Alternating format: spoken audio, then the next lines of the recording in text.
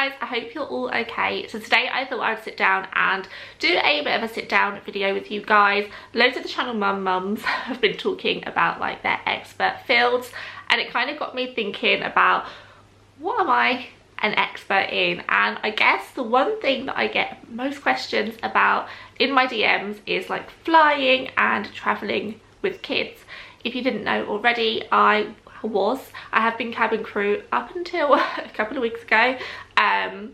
So I've done my fair few flights. I've seen a fair few families traveling with kids, and I've kind of picked up a few tips along the way and a few things that I would definitely advise against. So I thought I would sit down and share them all with you guys in one place and hope that it helps you if you're off on your holidays. Flying and travelling, I guess, is my little niche, but Channel Mum have got experts in absolutely everything over on their website, on the forums. So if you're after any advice, whether that's from a potty training expert, a doctor, a sleep expert, absolutely anything, they really do have something for everyone. I'm going to link that below. But definitely check them out. I love them, and I must say I've been reading through like the baby sleeping forums quite a bit recently. But for those of you that are interested in travelling with kids and what to and what not to do on a flight, then continue to watch and make sure that you subscribe.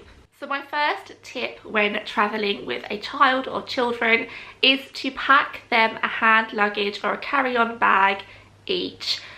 Kids need a lot of stuff, as do parents, for flights, so you have to kind of make the most of all of the space that you have. Now I recommend that you take a rucksack for each of the children.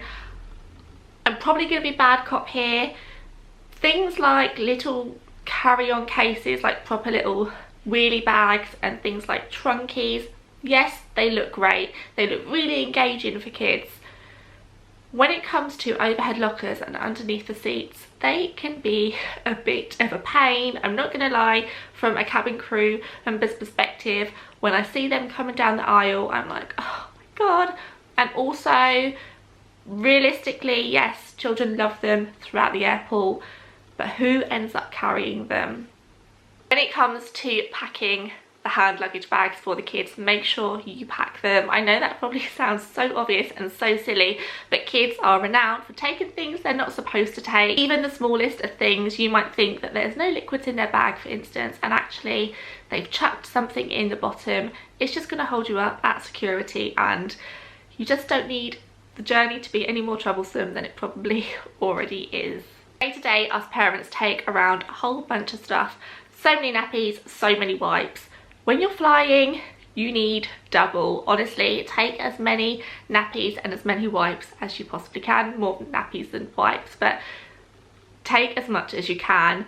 There's something about being on a flight that kids will get very messy, and I don't know the science behind it, but when you fly, when you sort of go up into the air, and when you land, the pressure of your whole body changes a lot, which can result in a lot of poo explosions. Believe me, I have been there.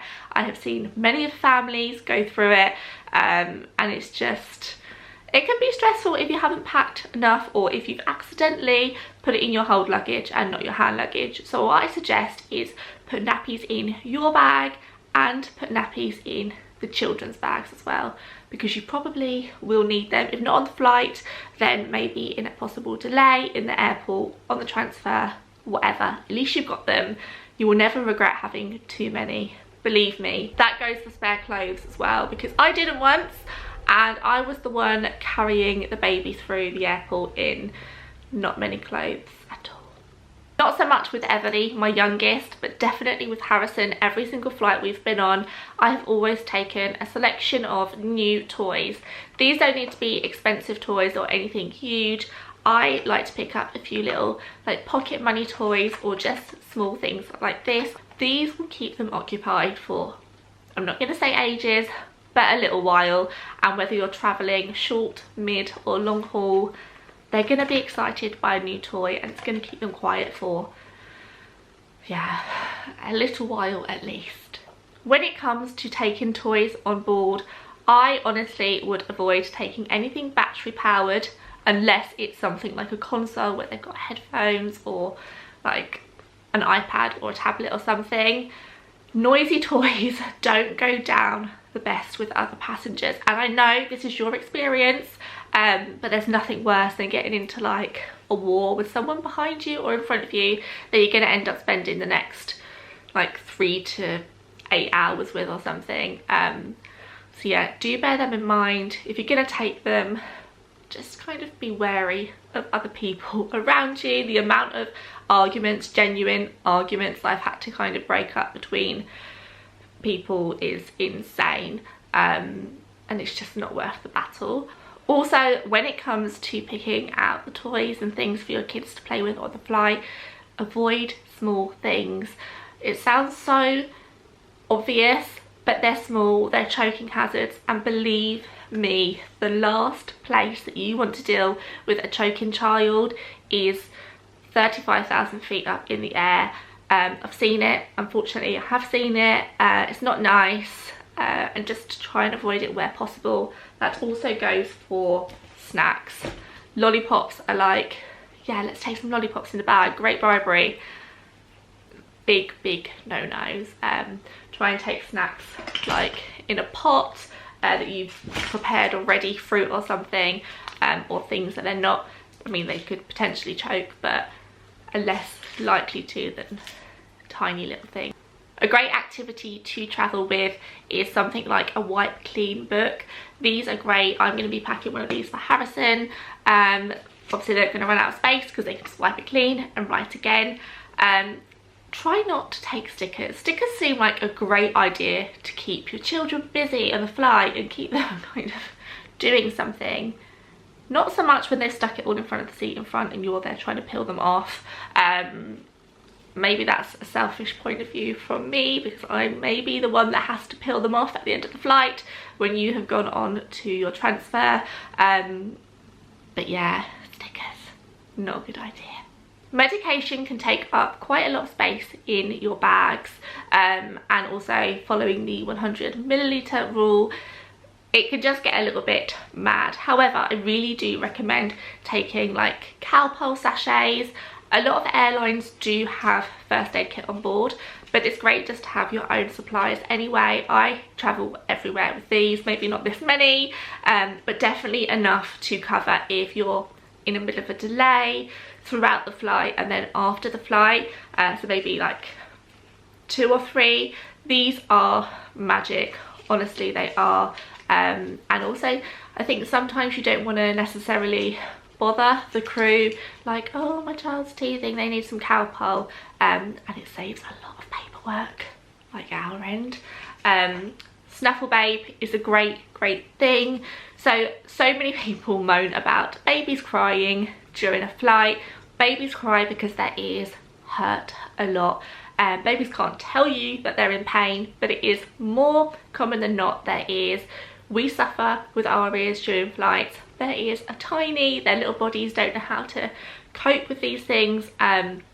Snuffle Babe is great at keeping their airways and their sinuses open and helping the pain a little bit. Also Carvel, which I'm a huge fan of, even after my many years of flying. I recommend taking a sanitizer such as this. This is a Vital Baby sanitizing water spray. It's tiny, but you can literally sanitize everything with it. Hands, toys, dummies, everything.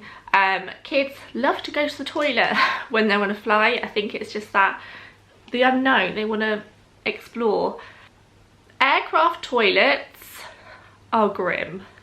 I can't, oh, the amount of people I see taking their kids in barefoot, just no, guys. And if you do, sanitize. You don't want kids to be ill for your holiday, and if they're gonna get ill, it's probably gonna be on an aeroplane. Towards the end of my flying career, I saw a lot of people bringing on like harnesses and extra safety devices for their seats, special car seats that have been airline approved, I would definitely recommend that you check with your airline that they have been approved with those, because the amount of people I had to be like, really sorry, that hasn't been approved with this airline, you can't use that, caused many arguments, but also a lot of like unnecessary things to take with you. They seemed great at the time. A lot of people just travel with them and kind of assume that we can use them, but on an aircraft, from a cabin crew's point of view, safety comes first, and if you can't get out of that seat quickly and at ease, and you've got to do this buckle and that buckle and all that, it's like kind of like a no-go. So check with the airline before you travel. Don't buy anything until you kind of know that yes, you can definitely take this on board. Car seats and things, there are some car seats that you can use, but again, there's some that you can't. In regards to the liquid rule, when flying, I get asked so often about travelling with baby's milk, breast milk, expressed or formula milk. You can take it. Security will check at the security gate. They'll put the bottles into like a special little machine. Don't know how it works. I don't work at that part of the airport, but you can take it with you. I think you're allowed to take a certain amount. I always take more than I need, just in case of, again, delays. But what's a great idea is for you to pre-order your milk airside. So Boots allow you to pre-order your milk, which is fantastic. It's really such a good idea. But also heating your bottles. A lot of airlines don't do it anymore for health and safety reasons. They don't want to be responsible for heating a baby's boiling bottle, and you can't just have like a cup of hot water laying about without a lid on it, for obvious reasons. I personally may have done it from time to time, but I think it kind of is who you get on the day. What I recommend is maybe taking a flask with you and asking the crew to put hot water in it for you. Then you can do my old trick of pouring out a couple of ounces of water and then pouring this in to make it the perfect temperature, or you could get it filled up like before the flight in the terminal. I know that so many airlines are becoming a bit more strict with that.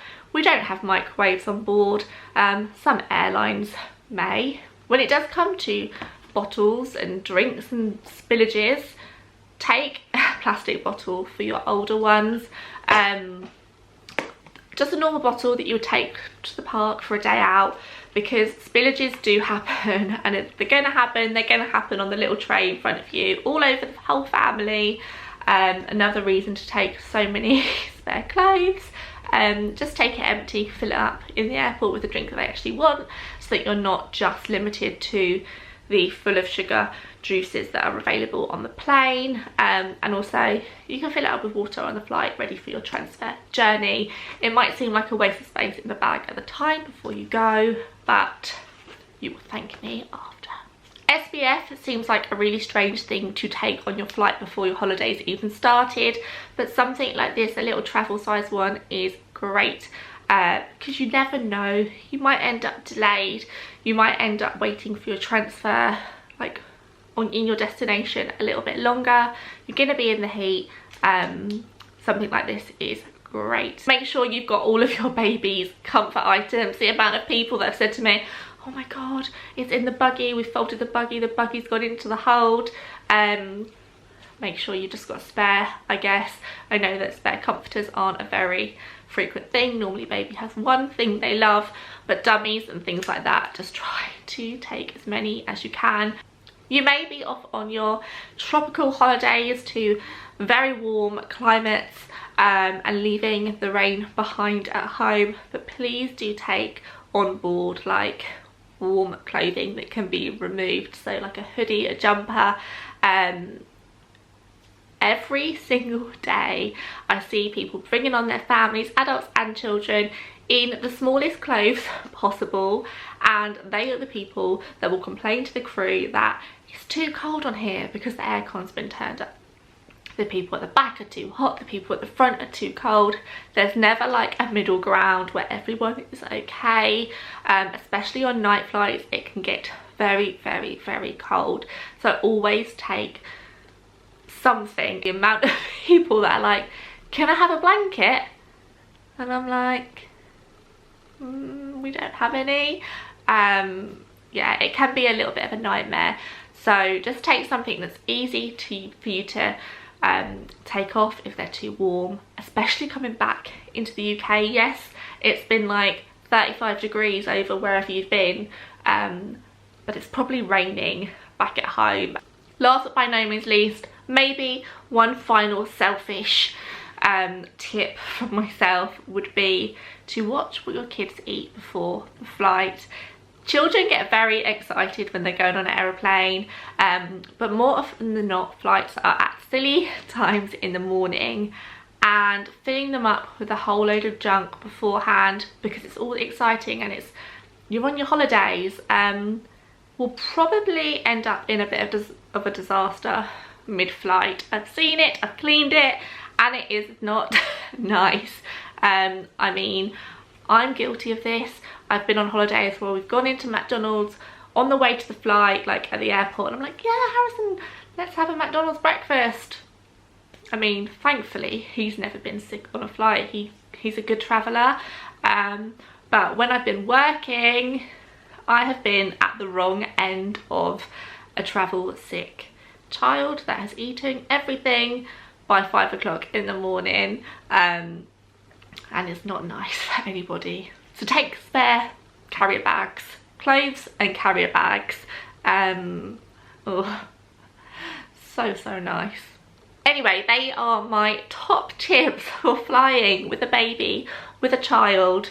Some practical, some may seem really obvious, but they are mine from cabin crew's perspective, of what I've seen kind of every single day, and what I've had to say no to and what I've welcomed.